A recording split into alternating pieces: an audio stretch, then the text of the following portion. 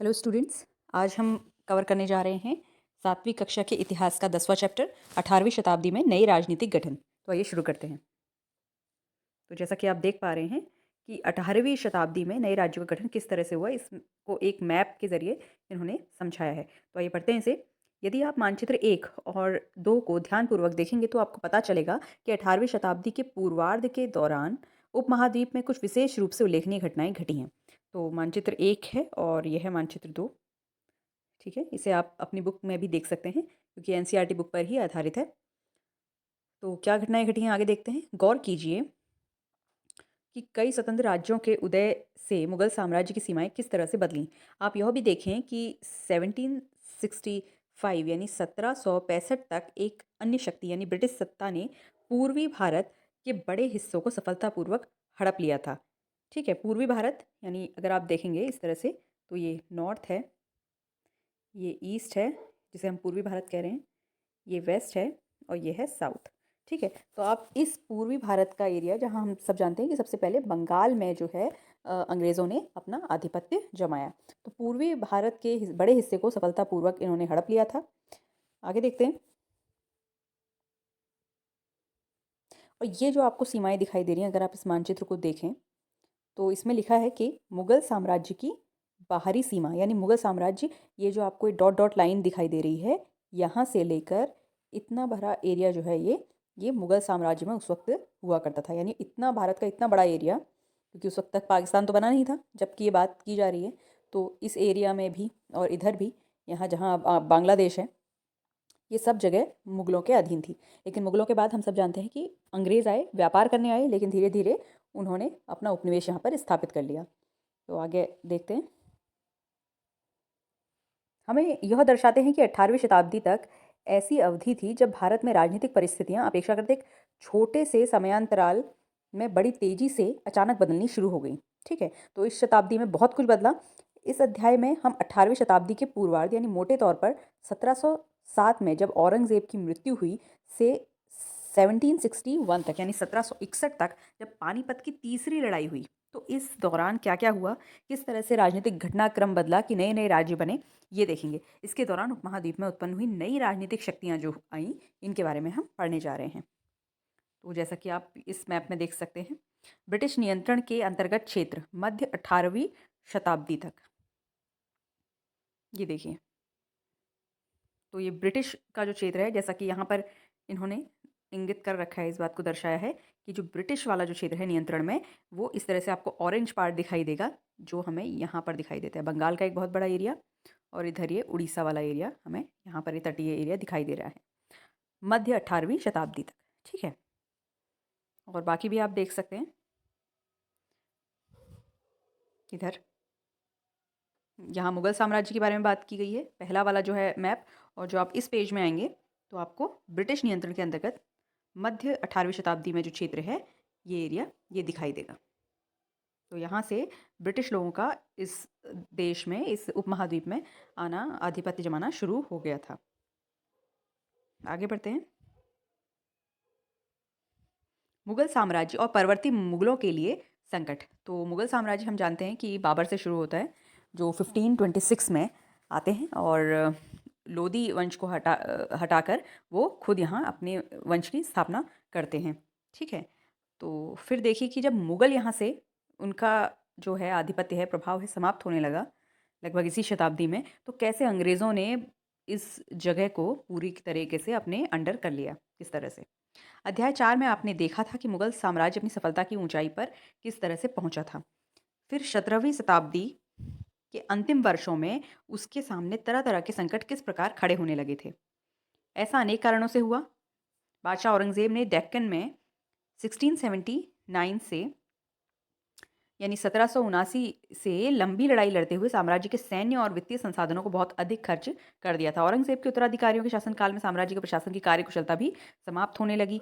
मनसबदारों के शक्तिशाली वर्गों को वश में रखना केंद्रीय सत्ता के लिए कठिन हो गया। सूबेदार के रूप में नियुक्त अभिजात जो थे, अभिजात यानी जो एलीट क्लास थी, जो समाज में थोड़ी ऊंचा वर्ग था, जिनका दर्जा ऊंचा था, जिनके पास राजनीतिक आर्थिक शक्तियां थी, उन्हें अक्सर राजस्व और सैन्य प्रशासन यानी दीवानी फौजदारी दोनों कार्यालयों पर वे नियंत्रण रखते थे। इससे मुगल साम्राज्य के विशाल क्षेत्रों पर उन्हें विस्तृत राजनैतिक और आर्थिक सैनिक शक्तियाँ मिल गई। जैसे-जैसे सूबेदारों ने प्रांतों पर अपना नियंत्रण सुदृढ़ किया, यानी सूबा यानी किसी एक एक एरिया, एक राज्य पर, वैसे-वैसे राजधानी में पहुँचने वाले राजस्व की मात्रा में कमी आती गई। तो अब जब जो केंद्रीय प्रशासन है, जो मुगलों का प्रशासन है, उसे राजस्व यानी पैसा ही नहीं जाएगा, टैक्स ही नहीं जाएगा, तो वो अपना शासन कैसे चलाएँगे? उत्तरी तथा पश्चिमी भारत के अनेक हिस्सों में हुए ज़मींदारों और किसानों के विद्रोहों और विद्रोह भी होने लगे। जो किसानों के विद्रोह होने लगे, कृषक आंदोलन हुए, ने इन समस्याओं को और भी गंभीर बना दिया। कभी-कभी ये विद्रोह बढ़ते हुए करों के भार के विरुद्ध किए गए, कभी-कभी ये शक्तिशाली सरदारों के द्वारा अपनी स्थिति को सुदृढ़ बनाने की कोशिशें थी। अतीत में भी विद्रोही समूह ने मुगल सत्ता को चुनौती दी थी, परंतु अब ऐसे समूह ने क्षेत्र के आर्थिक संसाधनों का प्रयोग अपनी स्थितियों को मजबूत करने के लिए किया। जिस तरह वे धीरे-धीरे राजनीतिक और आर्थिक सत्ता प्रांतीय सूबेदारों, स्थानीय सरदारों व अन्य समूहों के हाथों में आ रही थी, औरंगजेब के उत्तराधिकारी इस बदलाव को रोक ना सके। तो इस तरह से जो विद्रोह हुए और जिन्हें राज्य का प्रशासन सौंपा गया था, जो यहाँ के स्थानीय भी थे, उन सरदारों ने जो कई विद्रोहों को, यानी जो प्रशासन के खिलाफ जो हो रहे विद्रोहों को हवा दी, ताकि वो खुद को मजबूत कर सकें और जो टैक्स का पैसा था, जो राजस्व लिया जाता था, उसे केंद्र तक, पहले तो टैक्स कलेक्शन ही बहुत कम हुआ और जो भी होता था, वे उन्हें, जो ये बड़े-बड़े अभिजात वर्ग के लोग थे, जिन्हें वो सूबे सौंपे गए थे, वो ही उसका एक बहुत बड़ा हिस्सा दबा लेते थे। तो इससे मुगलों का जो था यहाँ प्रभाव कम होने लगा। अब देखते हैं भरपूर फसल और खाली तिजोरियाँ। एक तत्कालीन लेखक ने साम्राज्य के वित्तीय दिवालियेपन का वर्णन इन शब्दों में किया है। ठीक है? वो क्या कहते हैं कि बड़े ज़मींदार जो थे वो निस्सहाय और निर्धन हो गए थे। उनके किसान वर्ष में 2 फसलें उगाते हैं, लेकिन उन्हें दोनों में से कुछ नहीं मिलता। उनके स्थानीय गुमाश्ते एक तरह से किसानों के हाथ की कठपुतली बने रहते हैं, जैसे कि स्वयं किसान अपने ऋणदाता के वश में रहता है, जब तक कि वह साहूकार का कर्जा नहीं चुका देता। इस प्रकार संपूर्ण व्यवस्था एवं प्रशासन इतना चकनाचूर हो चुका है कि यद्यपि किसान अपनी फसल के ज़रिए मानो सोना बटोरता है, लेकिन उसके मालिक ज़मींदार को एक तिनके का टुकड़ा भी नहीं मिलता। ऐसी हालत में ज़मींदार सशस्त्र सेना कैसे रख सकते हैं, जिनकी उससे आशा की जाती है? वे अपने सैनिकों को, जो लड़ाई के समय उनके आगे-आगे चलते हैं, और घुड़सवारों को, जो उनके ठीक पीछे चलते हैं, पैसा कहाँ से देंगे? तो ये बताया गया है एक लेखक ने कि उस वक़्त जो आर्थिक संकट था, वो इतना विकट हो चुका था कि उनके पास विद्रोह करवाने के भी पैसे नहीं थे। इस आर्थिक राजनीतिक संकट के बीच ईरान के शासक नादिर शाह ने 1739 में, यानी 1739 में दिल्ली पर आक्रमण किया। ये एक बहुत ही महत्वपूर्ण घटना है। इसे आप नोट कीजिए। और संपूर्ण नगर को इन्होंने, दिल्ली को लूट कर, वो भारी मात्रा में धन दौलत ले गया। नादिर शाह के आक्रमण के बाद अफ़गान शासक अहमद शाह अब्दाली के आक्रमणों का भी तांता लगा रहा। ठीक है, उसने तो 1748 से, यानी 1748 से 1761 के बीच 5 बार उत्तरी भारत पर हम आक्रमण किया और लूटपाट मचाई। तो इसमें हम यहाँ भी पढ़ सकते हैं कि नादिर शाह का जो दिल्ली आक्रमण था वो कैसा था। ये चित्र देख सकते हैं आप, नादिर शाह का 1779 का एक चित्र है इस तरह से।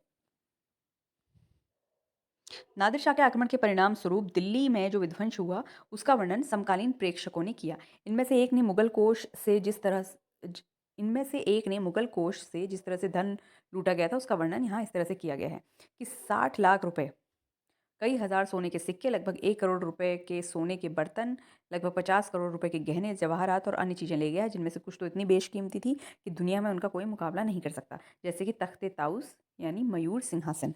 ये एक बहुत इंपॉर्टेंट चीज़ है जिसे नादिर शाह अपने साथ ले गया। एक अन्य वृत्तांत में दिल्ली पर आक्रमण के प्रभाव का वर्णन मिलता है। तो वो ये कहते हैं कि जो कभी मालिक थे, अब बड़ी ही दर्दनाक हालत में आ गए थे। जिन्हें कभी भरपूर आदर इज्जत दी जाती थी, अब प्यास बुझाने के लिए पानी नहीं मिलता। अलग थड़क पड़े लोगों को उनके कोनों से खींच कर बाहर निकाल दिया गया। दौलतमंद को भिखारी बना दिया गया। जो शौकीन लोग कभी तरह तरह के सुंदर कपड़े पहनकर पोशाकों का नया नया फैशन चलाते थे, अब नंगे घूमने लगे। और जिनके पास ज़मीन जायदाद की कोई कमी नहीं थी, वे अब बेघर हो गए। नया शहर शाहजहांबाद अब मलबे का ढेर बन गया है। नादिर शाह ने तो अब शहर के पुराने मोहल्लों पर हमला बोला और वहाँ की सारी दुनिया को तबाह कर डाला। तो इन चीज़ों से हम अंदाज़ा लगा सकते हैं कि कितनी भारी मात्रा में वो यहाँ से धन ले गया, और किस तरह से यहाँ के जितने भी अमीर लोग थे, उन्हें बिल्कुल कंगाल कर गया। अब हम देखते हैं कि साम्राज्य पर सब ओर से दबाव तो पड़ ही रहा था। अभिजातों के विभिन्न समूहों की पारस्परिक प्रतिद्वंदिता ने उसे और भी कमज़ोर बना डाला। ये अभिजात दो बड़े गुटों में बटे हुए थे, ईरानी और तुरानी। तुरानी, जिन्हें तुर्क मूल के कहा जाता था, वो हैं। काफ़ी समय तक परवर्ती मुगल बादशाह, यानी जो बाद के मुगल बादशाह थे, इनमें से एक या दूसरे समूह के हाथों की कठपुतली बने रहे। बेहद अपमानजनक स्थिति तब पैदा हो गई जब 2 मुगल बादशाहों फ़र्रुखशियर और आलमगीर द्वितीय की हत्या हो गई और 2 अन्य बादशाहों अहमद शाह, जिनका शासनकाल जो है वो यहाँ से यहाँ तक है 1748 से 1754 तक, और शाह आलम द्वितीय को उनके ही अभिजातों ने अंधा कर दिया। तो इस तरह से मुग़ल जो शासन था उसमें अंदर खाने भी बहुत फूट पड़ चुकी थी और उन्हें खुद के ही लोगों से इतना ख़तरा हो गया था या इतनी हानि पहुंची जिससे मुग़ल शासन की जो नींव थी वो कमज़ोर होती गई। तो इस तरह से हमने इसका एक पहला पार्ट कवर कर लिया है। अब पार्ट 2 में हम आगे का देखेंगे। Thank you.